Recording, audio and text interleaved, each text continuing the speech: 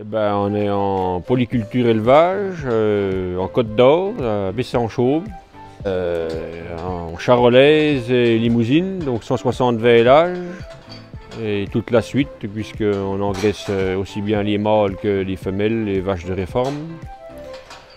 On est sur 600 hectares de SAU, donc 400 à peu près de prairies, et puis 200 pour les céréales, quoi. Donc le système avant était tout manuel, quoi. Les seaux, la brouette, on mettait la botte sur la brouette puis on distribuait nos plaquettes comme ça en face chaque bête. Donc voilà pourquoi on est passé en Kinan, quoi. Au départ on a eu un bol une année, un bol mélangeur donc.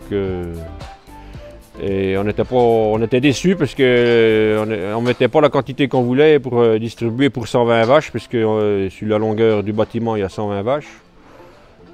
Il fallait passer 2 fois. Ça foisonnait, on en mettait plein la cour. Et c'est du coup fait d'un copain qui avait acheté une Kinan qu'on était voir et puis qu'on s'est décidé d'acheter la Kinan. Avant on était dans des bâtiments plus serré, moins large, on ne pouvait pas passer avec une machine, c'était déjà juste avec la pailleuse. Donc c'était pour faciliter le travail. On a refait un bâtiment double, et c'est là qu'est venu l'achat de la mélangeuse. On fait 2, même 3 types de rations. Donc la première c'est pour les vaches allaitantes qu'on est en sec humide, donc foin de pré, paille, après un petit peu de farine, un petit peu de concentré suivant les années comme sont les récoltes, luzerne en silage, maïs en silage. Donc la deuxième ration c'est pour l'engraissement. On en fait donc une humide l'hiver à partir d'octobre, quand on a rentré le maïs en silage.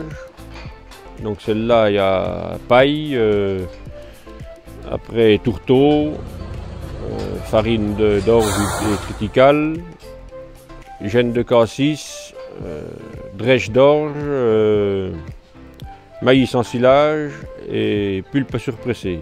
Et en troisième ration aussi qu'on fait beaucoup, c'est les mâches secs pour les nourrisseurs pour les petits veaux au pré. Donc j'en fais 2 différentes, chez nous on soigne même les femelles. Donc on en fait une en sec pour les femelles avec de la luzerne, en brin court à peu près de 4 cm. Pour les veaux mâles, donc ils n'ont pas de luzerne, ils n'ont que de la paille. Avec le tourteau, farine, pareil, pulpe. La Kinan nous a apporté déjà un gros gain de temps. Parce qu'avant on était à 3 pour faire le ponçage, on y passait les 3/4 de la matinée même. Que là maintenant en 2 heures, tout seul, je soigne les 400 bêtes, quoi. Elle m'a apporté aussi une ration plus sûre, puisqu'il y a un suivi derrière avec la nutritionniste. Du gain aussi point de vue achat tourteau. Comme le mâche sec au pré qu'on donnait, c'était un complet autour de 300 €. Et aujourd'hui, en faisant mon mâche à moi avec nos céréales, ça nous revient à 200, peut-être 200, 210 €, ça dépend des années. Et pour l'engraissement aussi, on a gagné cette année pas mal, parce qu'on a pu récupérer de la drèche, là, on a économisé, là, je vois par jour, 80 kg de tourteau par jour. Donc à 400 €, c'est quand même pas négligeable. Il nous a apporté aussi un mélange homogène, quoi. Et je peux mélanger mes bottes de foin, je vois s'il y a du foin moins bon, je mets une botte de bon, une botte de meilleur.